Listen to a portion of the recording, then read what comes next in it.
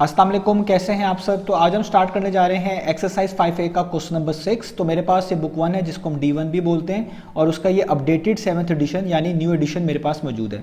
इस new addition का ये चैप्टर नंबर 5 चल रहा है। मैंने इस चैप्टर नंबर 5 के नेम से एक सेपरेट प्लेलिस्ट बना दी है, उसका लिंक भी नीचे डिस्क्रिप्शन में दे दिया है ताकि आपको इस चैप्टर से रिलेटेड तमाम सोल्यूशंस एक ही जगह पर आसानी से मिल सकें। इसके अलावा आपको डिस्क्रिप्शन में मेरे फेसबुक पेज का लिंक भी मिल जाएगा। आप इसी फेसबुक पेज के थ्रू अपने क्वेश्चंस को, सजेशंस को मुझ तक भी पहुंचा सकते हैं। तो आइए स्टार्ट कर लेते हैं क्वेश्चन नंबर 6 को। इसकी स्टेटमेंट मैंने नीचे नोट डाउन कर ली है, वहीं से इसको रीड करते हैं, समझते हैं और इसके पार्ट्स को सॉल्व करना स्टार्ट करते हैं। तो अब आपको सामने स्क्रीन पर क्वेश्चन नंबर 6 की स्टेटमेंट लिखी हुई नजर आ रही है। यहां पे लिखा हुआ है write down the first 5 terms of the sequence produced by the given rule. तो आपसे कहा जा रहा है कि पहली 5 टर्म्स लिख के दिखाएं उन सीक्वेंस की जिनका रूल आपको नीचे बता दिया गया है, जिनका रूल आपको नीचे दे दिया गया है।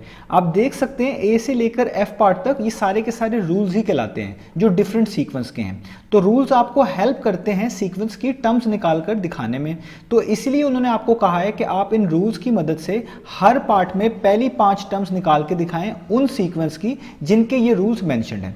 अब आपको ये चीज पता होनी चाहिए कि सीक्वेंस किसको बोलते हैं। सीक्वेंस बोलते हैं कि जब कुछ टर्म्स कोई खास पैटर्न या कोई खास रूल फॉलो करते हैं तो उसको हम बोलते हैं कि ये एक सीक्वेंस है। सीक्वेंस की तमाम टर्म्स को कॉमास के जरिए सेपरेट करके लिखा जाता है। और ये जो रूल्स लिखे हुए हैं इनको हम जनरल टर्म फॉर्मूला भी कह सकते हैं। आप यूं भी समझ सकते हैं कि जनरल टर्म फॉर्मूला जो होता है वो बेसिकली एक तरह का रूल ही होता है जो आपको मदद कर रहा होता है सीक्वेंस की मुख्तलिफ टर्म्स को निकालने में। तो अब हमने क्या करना है, हमने इन तमाम पार्ट्स के अंदर हर जनरल टर्म फॉर्मूले से या हर रूल से जो कि हमें दिया गया है पहली 5 टर्म्स निकाल कर दिखानी है। यही क्वेश्चन की स्टेटमेंट है। तो आइए स्टार्ट करते हैं अब इसके पार्ट नंबर ए से।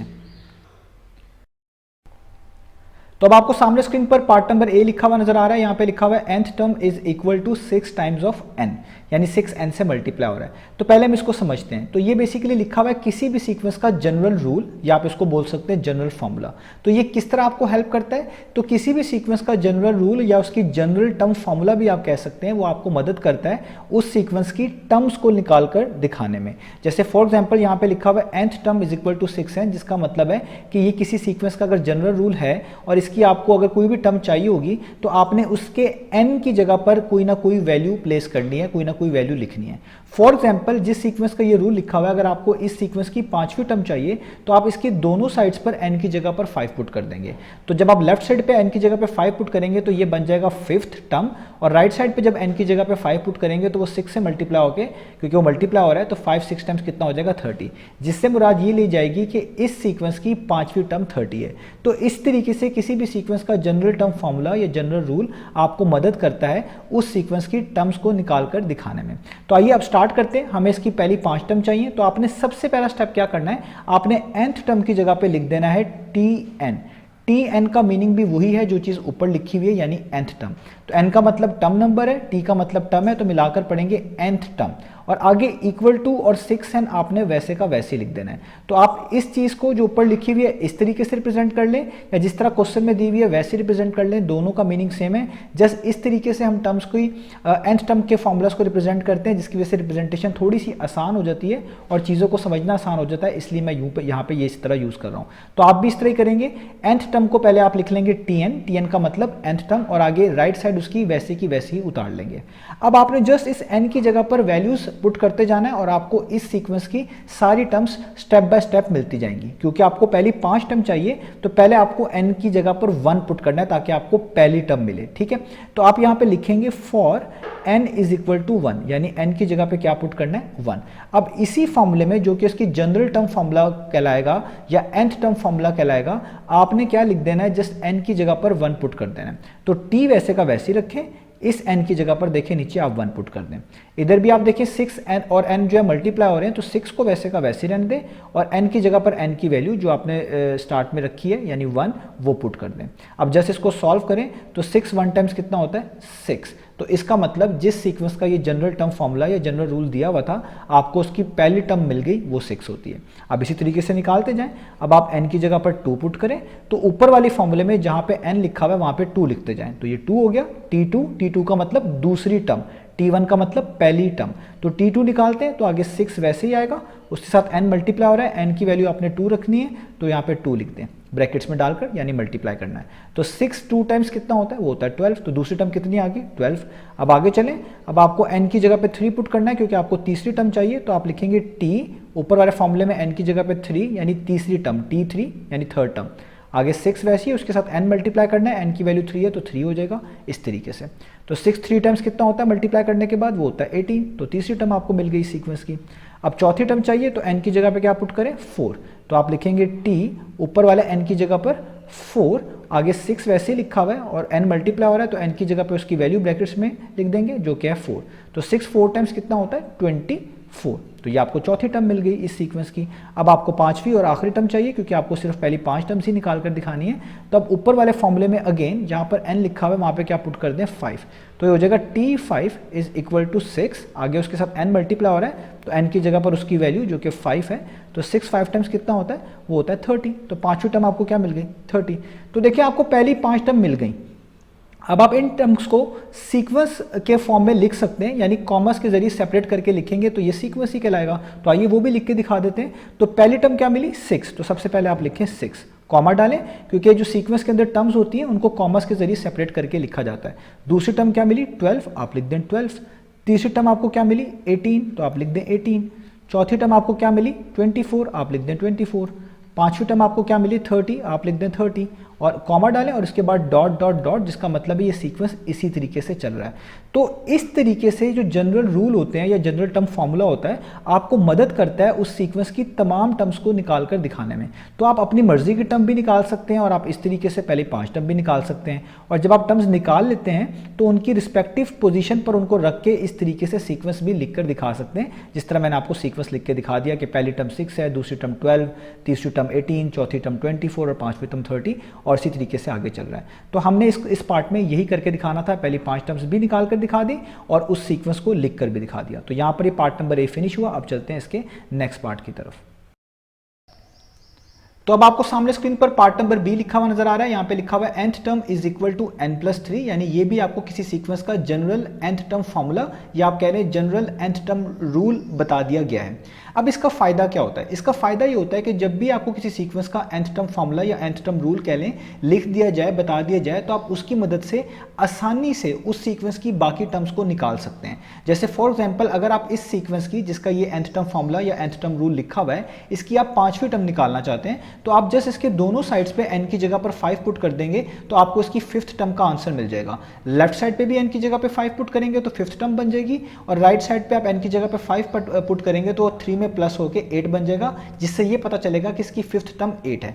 तो इस तरीके से आपको ये जनरल रूल्स या आप कह लें जनरल nth टर्म फॉर्मूला मदद करते हैं उस सीक्वेंस की टर्म्स को निकाल कर दिखाने में। तो अब आपने सबसे पहले काम क्या करना होता है, सबसे पहले आपने करना होता है जहां पे ये nth टर्म लिखा हुआ है आपने इसकी जगह पे tn लिख लेना है। tn का क्या मतलब है nth टर्म, ऊपर वाली चीज का भी यही मतलब है जो इस रिप्रेजेंटेशन का मतलब है। इधर n का मतलब टर्म नंबर है, t का मतलब टर्म है, इसको मिलाकर पढ़ें तो ये nth टर्म का मतलब कोई भी टर्म, जिस तरह बताया सीक्वेंस की कोई भी टर्म आप निकाल सकते हैं, इसलिए हम इसको nth टर्म फॉर्मूला बोलते हैं या nth टर्म रूल बोलते हैं। तो जब आप इस nth टर्म की जगह पे tn लिख लेंगे तो बाकी चीजों को आपने वैसे ही उतार लेना है, इक्वल साइन वैसे ही, n+3 वैसे का वैसे ही। अब जस्ट आपने n की जगह पर वैल्यूज पुट करते जाना है और आपको इस सीक्वेंस की तमाम टर्म्स मिलती जाएंगी। क्योंकि आपको जस्ट पहली 5 टर्म चाहिए तो आपने n को स्टार्ट करना है 1 से, ताकि n को 1 रख के आप यहाँ पे पहली टर्म हासिल करें, फिर 2 रख के दूसरी टर्म हासिल करें और इस तरीके से चीजों को फॉलो करें। तो आइए स्टार्ट करते हैं। तो अब हमें पहले n की पहली टर्म चाहिए, तो हम n की जगह पे क्या पुट करेंगे 1, तो आप यहाँ पे t को वैसे ही लिखेंगे, n की जगह पे 1 पुट कर देंगे और इसी जनरल रूल में या इस जनरल टर्म फॉर्मूले में जो ऊपर लिख दिया गया है जहां जहां पर n आ रहा है वहां पर 1 पुट करना है। तो इस t के नीचे n था, 1 पुट कर दिया, आगे n है, इधर 1 पुट कर दें और प्लस का साइन वैसे उतारें, 3 साथ वैसे उतार लें, इस तरीके से। अब जस्ट सॉल्व करते जाएं तो 1 + 3 कितना होता है, वो होता है 4। इससे पता चला जिस सीक्वेंस का ये जनरल टर्म फॉर्मूला या जनरल रूल दिया हुआ था उस टर्म का जो आप उस सीक्वेंस के जो पहली टर्म है वो 4 है। आपने यानी t1, t का मतलब पहली टर्म निकाल ली, वो वो 4 है। अब आगे चले इसी तरीके से, अब n की जगह पे 2 पुट करें क्योंकि आपको दूसरी टर्म चाहिए। तो इसी ऊपर वाले फॉर्मूले में जहां जहां पर n है वहां पे 2 पुट कर दे। तो नीचे n है, इधर 2 पुट कर दे, आगे n है, इधर 2 पुट कर दे, और उसमें +3 हो रहा है, उसको साथ वैसे ही उतार लें, वैसे ही लिख दें। तो 2 + 3 करें, कितना होता है 5। इससे पता चला कि जिस सीक्वेंस का ये nth टर्म फॉर्मूला बताया गया था उसकी दूसरी टर्म, t2 का मतलब है सेकेंड टर्म, वो कितनी है, वो 5 है। t का मतलब टर्म है यहाँ पर, ये याद रखिएगा। आगे अब तीसरी टर्म निकाल लेते हैं, तो 4n = 3 लिखेंगे। तो ऊपर वाली फॉर्मूले में जहां जहां पर n है वहां पर 3 पुट कर दें। तो नीचे n था t के, वहां पे 3 पुट कर दिया, आगे n था वहां पे 3 पुट कर दिया, और +3 साथ वैसे उतार लें। तो 3 + 3 कितना होता है 6। इससे पता चला कि इस सीक्वेंस की तीसरी टर्म क्या होगी 6। अब आगे चलें, n = 4 यानी चौथी टर्म निकालना चाह रहे हैं। तो ऊपर दोबारा से जो फॉर्मूला दिया हुआ है आपको जनरल टर्म का, जो हमने खुद से लिखा हुआ है, उसमें n की जगह पर 4 पुट कर दें। तो t के नीचे 4 आ जाएगा, जहां जहां पर n है वहां पे 4 पुट करना है। तो इस n की जगह पर भी 4 आ जाएगा, बाकी तमाम चीज़ों को साथ वैसे ही उतारते जाना होता है। तो +3 वैसे का वैसे ही। तो 4 + 3 कितना होता है 7, यानी इस सीक्वेंस की चौथी टर्म क्या होगी 7। अब इसकी पांचवी टर्म भी निकाल लेते हैं क्योंकि पहली 5 टर्म चाहिए। तो n की जगह पर अब क्या पुट करेंगे 5। तो अब ऊपर वाले फॉर्मूले में जहां पर n लिखा हुआ है उसकी जगह पर क्या पुट कर देंगे 5, जहां जहां पर n लिखा हुआ है। तो tn था तो t 5 हो जाएगा, आगे n + 3 था तो n की जगह पर 5 और +3 वैसे का वैसे ही। तो 5 + 3 कितना होता है, 5 + 3 होता है 8। तो आपको पांचवी टर्म भी मिल गई 8। तो आप देख सकते हैं हमने इसकी जनरल nth टर्म रूल की मदद से या जनरल nth टर्म फॉर्मूले की मदद से पहली 5 की 5 टर्म्स निकाल ली हैं। अब आप इन पहली 5 टर्म्स को सीक्वेंस फॉर्म में लिख सकते हैं बड़ी आसानी से। पहली टर्म कितनी नजर आ रही है 4, तो आप लिखेंगे पहली टर्म 4, कॉमा लिखेंगे क्योंकि टर्म्स को कॉमर्स के जरिए सेपरेट करके लिखा जाता है। दूसरी टर्म 5, कॉमा, तीसरी टर्म 6, कॉमा, चौथी टर्म 7, कॉमा, और पांचवी टर्म 8। तो ये इसकी पहली 5 टर्म्स हमने निकाल ली। क्योंकि ये सीक्वेंस आगे ऐसे ही फॉलो होगा तो इसके आगे आप डॉट डॉट डॉट लगा देंगे ताकि पता चल जाए कि ये सीक्वेंस इसी तरीके से आगे बढ़ता रहेगा। तो इस तरीके से ये जनरल टर्म फार्मूला आपको हेल्प करते हैं सीक्वेंस की टर्म्स भी निकालने में और इस सीक्वेंस को इस तरह की फॉर्म में लिखने में भी। तो ये हो गया हमारे पास इसका बी पार्ट। अब चलते हैं इसके नेक्स्ट पार्ट की तरफ। हमारे पास सीक्वेंस बन गया इस जनरल रूल की मदद से। तो उम्मीद है आपको ये पार्ट समझ आया होगा। अब चलते हैं अगले पार्ट की तरफ। तो अब आपको सामने स्क्रीन पर सी पार्ट लिखा हुआ नजर आ रहा है। तो सी पार्ट में लिखा हुआ है nth टर्म = 2n-1, यानी आपको किसी सीक्वेंस की nth टर्म का जनरल टर्म फॉर्मूला बता दिया गया है। तो मैंने आपको कहा है सबसे पहले आपने क्या करना है कि जहां पर nth टर्म लिखा हुआ है इसकी जगह पे आपने इस तरीके से लिख लेना है tn। इस tn का मतलब भी यही होता है nth टर्म। और nth टर्म का क्या मीनिंग है मैं जनरली जो बता चुका हूँ। nth टर्म का मतलब होता है कोई भी टर्म, यानी इस जिस सीक्वेंस का ये रूल लिखा हुआ है उसकी कोई भी टर्म निकालनी हो आपने इस n की जगह पे वैल्यूज पुट कर देनी है। लाइक 5th अगर आपने निकालनी है 5 पुट कर दें, 6 निकालनी है तो 6 पुट कर दें। तो इस लिहाज से ये इसका जनरल रूल या जनरल टर्म फॉर्मूला वर्क कर रहा होता है। तो बाकी आप आगे = का साइन वैसे ही डालेंगे और 2n-1 को भी वैसे ही लिख देंगे। अब चीज़ें बहुत आसान है क्योंकि आपको पहली 5 टर्म चाहिए जो कि इसी रूल से आपने फाइंड आउट करनी है। तो जस्ट n की जगह पे वैल्यूज पुट करें। तो सबसे पहले आप n की जगह पे क्या पुट करेंगे 1। तो यहाँ पे आप लिख दें t, n की जगह पे 1, = का साइन 2 वैसे ही इस n की जगह पे 1, तो आप ब्रैकेट्स का यूज़ करेंगे और -1। तो अब 2 1 टाइम्स कितना होता है 2 और उसमें से आगे -1 करना है। तो 2 - 1 कितना हो जाएगा 1। तो इसका मतलब है पहली टर्म इस सीक्वेंस की क्या होगी जिसका ये जनरल रूल लिखा हुआ है वो 1 होगी। अब इसी तरीके से आगे करते हैं, n की जगह पे 2 पुट करते हैं। तो इसी ऊपर वाले ही फॉर्मूले में बार बार आपने n की जगह पे वैल्यूज चेंज करते जानी है। तो अब n की जगह पे 2 लिखना है तो आप t लिखें, n की जगह पे 2, आगे 2 वैसे इस n की जगह पे 2 और -1 वैसे का वैसे। तो देखिए जैसे n की जगह पे वैल्यूज पुट कर दी, सॉल्व करें। 2 2 टाइम्स 4 होता है, -1 वैसे 4 - 1 कितना होता है 3। तो ये इसकी दूसरी टर्म आ गई। अब इसी तरीके से आप n की जगह पे क्या पुट करें 3। तो फिर दोबारा जो ऊपर फॉर्मूला मेंशन है उसमें n की जगह पे 3 पुट कर दें जहां जहां पे आ रहा है। तो 2 आगे n की जगह पे 3 ब्रैकेट डाल के 3 लिख देंगे और -1 तो वैसे का वैसे ही आ रहा है। तो 2 3 टाइम्स 6, 6 में से -1, 6 में से -1 करेंगे कितना आएगा 5, यानी तीसरी टर्म आपके पास क्या आ गई 5। अब बाकी टर्म्स मैं इसके पैरेलल ही कर देता हूँ। अब आपने n की जगह पे क्या पुट करना है 4। तो अब यहाँ पे इसी फॉर्मूले में जनरल फॉर्मूले में आप n की जगह पे क्या पुट कर दें 4। तो 4 हो जाएगा, 2n है तो 2 टाइम्स और 4 हो जाएगा -1 वैसे का वैसे ही। तो 2 4 टाइम्स कितना होता है 8 और उसमें से -1, तो 8 - 1 कितना होता है 7, यानी चौथी टर्म क्या आ गई 7। और लास्ट टर्म निकाल लेते हैं n = 5। जब n 5 होगा उसके लिए तो आपने क्या लिखना है कि इसी टर्म में n की जगह पे 5 पुट कर देना है। तो tn है तो t 5 हो जाएगा, यानी पांचवी टर्म। और यहाँ पे 2n - 1 है तो 2 × 5 - 1 हो जाएगा। तो 2 5 टाइम्स कितना होता है 10, और उसमें से -1 कर दें कितना हो जाएगा 9। तो पांचवी टर्म कितनी आ गई 9। तो इससे पता चला कि ये 5 टर्म्स होंगी हमारी, जो कि इस जनरल टर्म फॉर्मूले से या जनरल रूल से निकाली जाएंगी। और अब इनको आप सीक्वेंस में भी लिख सकते हैं। लाइक इनका सीक्वेंस क्या बनेगा, इन टर्म्स को मिलाकर इसका सीक्वेंस बनेगा। पहली टर्म आप देखें, पहले लिख दें वो 1 है, कॉमा डालें। दूसरी टर्म क्या निकाली थी 3, वो 3 लिख दें। तीसरी टर्म आपने कौन सी निकाली है, वो 5 है, वो 5 लिख दें। चौथी टर्म आपने कौन सी निकाली 7, वो 7 लिख दें। पांचवी टर्म आपने कौन सी निकाली 9, वो 9 लिख दें। और उसके बाद डॉट डॉट डॉट डाल दें।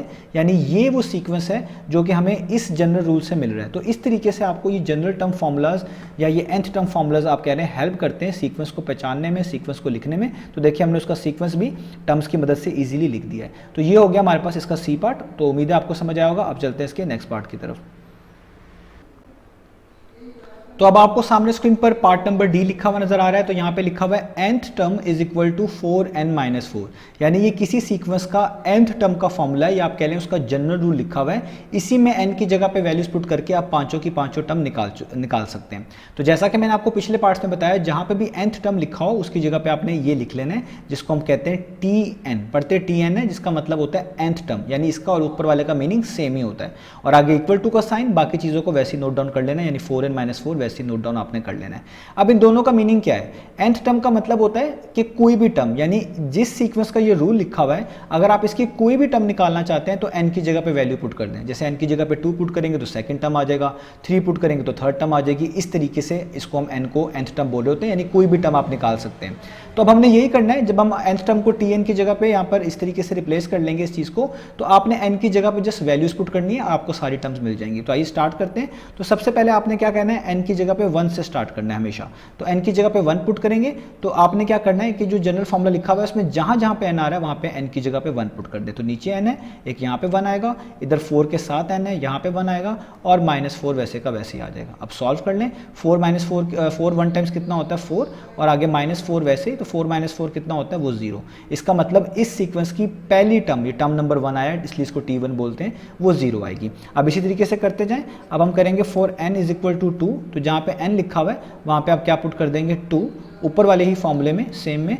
तो 4 आगे n की जगह पे 2, आगे -4 वैसे का वैसे ही। तो 4 2 टाइम्स होता है 8, और आगे -4 इसमें से कर दें। तो 8 - 4 कितना होता है, वो होता है 4। तो देखो आपको दूसरी टर्म मिल गई t2, जिसका मतलब है वो 4 है। अब इसी तरीके से आगे चलें, तो अब आप लिखेंगे n की जगह पे 3। तो अब जहाँ जहाँ जनरल टर्म का फॉर्मूला लिखा हुआ है उसमें n जहाँ पे आ रहा है वहाँ पे 3 पुट कर देंगे। तो tn है तो t3 हो जाएगा, यानी तीसरी टर्म। 4 n की जगह पे 3, -4 वैसे का वैसे ही। तो 4 3 टाइम्स कितना होता है 12, और -4 को वैसे ही उतारेंगे, और 12 - 4 कितना होता है 8। तो तीसरी टर्म भी आपको पता चल गई, वो होती है 8। अब इसके पैरेलली मैं सॉल्व कर देता हूँ। अब हमने चौथी टर्म निकालनी है, तो उसके लिए मैं n को क्या पुट करना पड़ेगा 4। तो इसी जनरल टर्म फॉर्मूले में n की जगह पे क्या पुट कर दें 4। तो यहाँ पे 4n - 4 है, तो ये हो जाएगा 4, n की जगह पे 4, और आगे -4 वैसे का वैसे ही। तो 4 4 टाइम्स कितना होता है 16, आगे -4 को वैसे ही उतार लें। 16 - 4 कितना होता है, वो होता है आपके पास 12। तो आप यहाँ पे लिख देंगे, आपके पास क्या आ गया 12। तो चौथी टर्म आपके पास 12 हो गई। अब लास्ट टर्म रह गई, वो भी निकाल लेते हैं। वो है 4n = 5। आपको n की जगह पे 5 पुट करना पड़ेगा पांचवी टर्म हासिल करने के लिए। तो ये हो जाएगा t, n की जगह पे 5, और आगे 4n, यानी n की जगह पे फिर से 5, और -4 वैसे का वैसे, यानी इसी जनरल फार्मूले में मैंने n की जगह पे 5 पुट कर दिया। तो अब यहाँ पर 5 वैसे ही लिखें।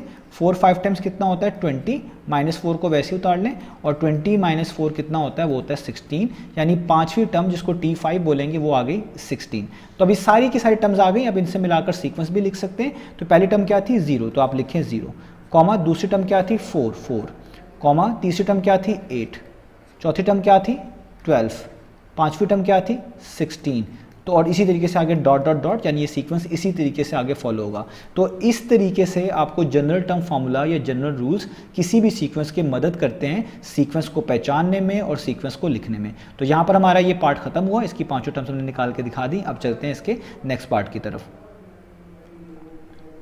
तो अब आपको सामने स्क्रीन पर पार्ट नंबर ई लिखा हुआ नजर आ रहा है। अब आपको चीज़ें समझ आ गई होंगी, बहुत आसान है। तो यहाँ पे अगेन लिखा हुआ है nth टर्म = 2n + 5। तो किसी सीक्वेंस की nth टर्म का फॉर्मूला आपको अगेन यहाँ पे गिवन है, इसको आप रूल भी बोल सकते हैं। तो जैसा कि मैंने आपको समझाया, जब भी इस तरह का nth टर्म का कोई फॉर्मूला लिखा हुआ है आप उसको इस तरीके से लिख सकते हैं। आप nth टर्म की जगह पे रिप्लेस कर देंगे tn। tn का भी मतलब वही होता है जो ऊपर लिखा हुआ है, यानी nth टर्म।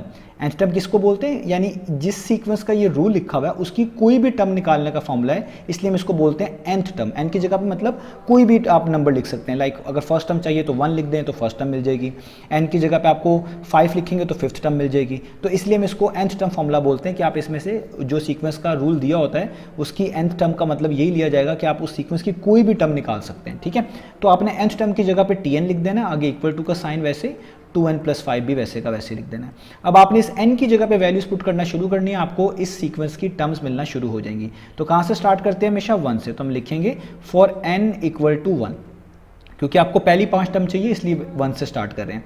तो इसलिए अब यहाँ पे लिखेंगे t की जगह पर t वैसे का वैसे ही, और n की जगह पर n की वैल्यू जो कि है 1, तो वो उसके नीचे आ जाएगा 1। तो जहाँ जहाँ पे इस फॉर्मूले में n लिखा होगा वहाँ पर आपने n की वैल्यू 1 पुट करवा देनी है, इस तरीके से जैसे मैंने करवा दी। n की जगह 1 पुट किया और ब्रैकेट्स यूज़ करिए। सॉल्व करें, 2 1 × 2 होता है, उसमें +5 हो रहा है, 2 + 5 कितना हो जाता है, वो हो जाता है 7। तो इससे हमें पता चल गया कि इस सीक्वेंस जिसका ये जनरल रूल दिया हुआ है उसकी पहली टर्म 7 है। अब इसी तरीके से करते जाएं, n की जगह पे 2 तो आपको दूसरी टर्म मिलेगी, तो आप लिखेंगे t, n की जगह पर 2 ऊपर वाले फॉर्मूले में जो सबसे ऊपर लिखा हुआ है, और जहाँ पे n आ रहा है वहाँ पे अब आप क्या लिख देंगे 2, और इसको सॉल्व कर देंगे। तो 2 2 टाइम्स कितना होता है 4, उसमें भी +5 करना पड़ेगा, तो 4 + 5 कितना होता है 9। तो दूसरी टर्म कितनी आ गई 9। अब इसी तरीके से n = 3 फाइंड आउट करना है, उसके लिए t लिखेंगे, ऊपर वाली n की जगह पे 3 पुट कर देंगे, आगे 2 वैसे का वैसे ही, n की जगह पे 3 ब्रैकेट्स डाल के 3 लिख दें, +5 तो वैसे का वैसे ही आना है। तो 2 3 टाइम्स कितना होता है 6, ऊपर वाले +5 को वैसे ही उतार लें, तो 6 + 5 कितना होता है, वो होता है 11। तो आपको तीसरी टर्म पता चल गई। अब इसके पैरेलली मैं चौथी और पांचवी टर्म भी निकालूंगा, तो लिखूंगा फॉर n = 4। जब n की वैल्यू 4 है उसके लिए चौथी टर्म क्या बनेगी, तो आपने इसी फॉर्मूले में जो ऊपर लिखा हुआ है n की जगह पे क्या पुट कर देना 4, तो 2 वैसे ही, फिर दोबारा इस n की जगह पर 4 और +5 वैसे का वैसे ही। तो 2 4 टाइम्स कितना होता है 8, +5 को वैसे ही उतार लें, तो 8 + 5 कितना होता है, वो होता है 13। तो चौथी टर्म क्या पता चल गई 13। अब रह गई पांचवी टर्म, तो फिफ्थ टर्म किस तरह निकालेंगे, इसी फॉर्मूले में n की जगह पे 5 पुट कर देंगे, तो यहाँ पे पुट कर दिया है t के नीचे n की जगह पे 5, आगे 2n + 5 है तो इसमें n की जगह पर 5 और +5। सॉल्व कर लें, 2 5 टाइम्स 10 होता है, +5 वैसे का वैसे ही नीचे उतारें, 10 + 5 कितना होता है 15। तो पांचवी टर्म कितनी निकल आई 15। अब इन टर्म्स को सीक्वेंस की फॉर्म में लिख दें, तो पहली टर्म है 7, कॉमा डालें, दूसरी टर्म आपने निकाली 9, कॉमा, तीसरी टर्म निकाली 11, चौथी टर्म निकाली 13, और पांचवी टर्म आपने निकाली 15, और इसी तरीके से आगे चलेगा, तो आप डॉट डॉट डॉट डाल दें। तो इस तरीके से आपको जनरल टर्म फॉर्मूलाज या जनरल रूल किसी सीक्वेंस के गिवन हो तो आप उससे उनकी टर्म्स भी निकाल सकते हैं, और टर्म्स को कॉमास के जरिए सेपरेट करके लिखेंगे तो वही उसका सीक्वेंस भी कहलाएगा। तो ये हो गया हमारे पास इसका पार्ट नंबर ही। अब चलते हैं इसके लास्ट पार्ट की तरफ। तो अब आपको सामने स्क्रीन पर पार्ट नंबर f लिखा हुआ नजर आ रहा है। तो पार्ट नंबर f में भी आपको किसी सीक्वेंस का nth टर्म फॉर्मूला बताया हुआ है, या आप उसको कह लें किसी सीक्वेंस का जनरल रूल बताया हुआ है। तो जिस तरह मैंने आपको पिछले सारे पार्ट्स में समझाया है, यहाँ पे भी आपने nth टर्म की जगह पे सबसे पहले क्या लिख लेना है tn। इसका मीनिंग भी सेम ही होता है, इसी को भी nth टर्म ही पढ़ते हैं। t स्टैंड फॉर टर्म और n stand for any nth term, ठीक है। और आगे इक्वल टू का साइन डालें, 6n - 3 को वैसे का वैसे उतार लें। nth टर्म के फॉर्मूले का मतलब होता है कि जिस सीक्वेंस का आपको ये nth टर्म का फॉर्मूला बताया हुआ है, आप इसमें n की जगह पे कोई भी वैल्यू पुट करेंगे तो आपको उस सीक्वेंस की टर्म्स मिलना शुरू हो जाएंगी। और nth टर्म से मुराद यही लिया जाता है कि अगर आपको पांचवी टर्म चाहिए फॉर एग्जांपल, तो आप n की जगह पे 5 पुट कर दें तो फिफ्थ टर्म आ जाएगा। 6 चाहिए, आपको 6 टर्म चाहिए तो n की जगह पे 6 पुट कर दें। तो इसलिए हम इसको एनी nth टर्म फॉर्मूला बोलते हैं, यानी nth का मतलब कोई भी नंबर यहाँ पे पुट किया जा सकता है नेचुरल नंबर में से, और आपको सीक्वेंस के टर्म्स मिलना शुरू हो जाती हैं। तो जब आप nth टर्म की जगह पे tn लिख देंगे और आगे चीज़ें वैसे उतार देंगे, अब आपने जस्ट n की जगह पे वैल्यूज ही पुट करनी है, क्योंकि आपको पहली 5 टर्म चाहिए तो आप n को पहले 1 से स्टार्ट करेंगे। तो जब आप n की जगह पे 1 पुट करेंगे तो यहाँ पे n की जगह पे 1 आएगा, तो इसको पढ़ेंगे टर्म नंबर 1, पहली टर्म। आगे 6 वैसे ही, जहाँ जहाँ पर n आ रहा है वहाँ पे 1 पुट कर दें, -3 वैसे का वैसे ही। तो 6 1 टाइम्स 6, उसमें से 3 माइनस करें, 6 - 3 क्या होता है, वो होता है 3, तो आप यहाँ पे लिख दें 3। तो पहली टर्म आ गई सीक्वेंस की 3। अब आगे इसी तरीके से फॉलो करें, n की जगह पे 2 पुट करें तो लिखेंगे t, इस वाले n की जगह पे ऊपर वाले ही फॉर्मूले में आप 2 पुट कर दें, आगे 6 लिखें, 6 से आगे n है तो ब्रैकेट्स डाल के n की जगह पे 2 और -3। तो 6 2 टाइम्स होता है 12, उसमें से 3 आप क्या कर देंगे, माइनस कर देंगे। तो 12 - 3 क्या होता है, वो होता है 9, ठीक है। तो यहाँ पे दूसरी टर्म क्या आ गई 9। अब इसी तरीके से तीसरी टर्म निकालनी है तो लिखेंगे फॉर n = 3, तो tn में n की जगह पे 3 पुट कर दें, 6 वैसे, फिर आगे जो n आ रहा है उसकी जगह पे 3 और माइनस क्या आ जाएगा 3 इस तरीके से। तो अब आपने यहाँ पे लिख देना है 6 को 3 से मल्टीप्लाई करें, 6 3 टाइम्स कितना होता है वो होता है 18 और माइनस उसमें से क्या कर दें 3 वैसे का वैसे ही जो ऊपर से नीचे उतारा है। तो 18 माइनस 3 कितना होता है आपके पास, वो होता है 15। तो आपके पास तीसरी टर्म आ गई। अब कौन सी टर्म निकालनी है, अब चौथी टर्म निकालते हैं। तो अब यहाँ पे हम लिखेंगे for n is equal to 4, क्योंकि चौथी टर्म फोर्थ टर्म निकालनी है। तो इसी ऊपर वाले फॉर्मूले में जहाँ पे n लिखा हुआ है वहाँ पर 4 लिख देंगे। तो क्या फॉर्मूला बनेगा, T4 यानी fourth term is equal to 6 times of n की जगह पर 4 ब्रैकेट्स डाल के, और -3 तो वैसे ही साथ आना ही आना है क्योंकि वो जनरल टर्म फॉर्मूले में लिखा हुआ है। तो अब आगे आप इसको जब सॉल्व करें 6 4 टाइम्स कितना होता है, वो होता है 24 -3 हो जाएगा। 24 में से 3 माइनस करेंगे 21 आ जाएगा। तो चौथी टर्म कितनी आ गई 21। अब इसी तरीके से पांचवी टर्म निकालनी है। तो आपने for n is equal to 5 यानी n की जगह पर 5 पुट करना है। अगेन जो ऊपर फॉर्मूला लिखा हुआ है उसमें n की जगह पर 5 पुट कर दें तो T5 हो जाएगा। पांचवी टर्म 6 लिखा ही है, वो तो आना ही है, सब में आ रहा है। आगे n है तो n की जगह पे 5 और -3 भी सीक्वेंस में पहले से मौजूद है, वो वैसे ही उतार लें। तो 6 5 टाइम्स कितना होता है, वो आपके पास होता है 30 और उसमें से -3 करना पड़ेगा। -3 को जब नीचे उतारेंगे आप तो 30 -3 कितना होता है 27। तो इसका मतलब है पांचवी टर्म कितनी आ गई 27। अब इस सीक्वेंस को ये जो टर्म्स आई हैं सीक्वेंस की, इनको आप in terms of sequence commerce के जरिए सेपरेट करके नीचे लिख दें। तो पहली टर्म 3 है, दूसरी टर्म 9 है। तो हम यहाँ पे लिखेंगे पहली टर्म 3 है जो आपने फाइंड आउट करी, दूसरी टर्म 9 है। तो तीसरी टर्म आपने फाइंड करी 15, ऊपर लिखी हुई है, तो आप तीसरी टर्म लिखेंगे 15। चौथी टर्म ये लिखी हुई है 21, पांचवी टर्म ये लास्ट टर्म है 27 और इसी के बाद ये सीक्वेंस इसी तरीके से फॉलो रहेगा। तो इस तरीके से आप जनरल रूल की मदद से, जनरल टर्म फॉर्मूले की मदद से सीक्वेंस की टर्म्स भी निकाल सकते हैं और उन टर्म्स को कॉमर्स के जरिए सेपरेट करके लिख देंगे तो वही उसको सीक्वेंस कहा जाएगा। तो आप उसका सीक्वेंस भी इजीली लिख सकते हैं। तो यहाँ पर ये पार्ट खत्म हुआ। उम्मीद है आपको ये तमाम पार्ट समझ आए होंगे। इंशाल्लाह नेक्स्ट वीडियो से मिलेंगे बाकी सोल्यूशंस के साथ।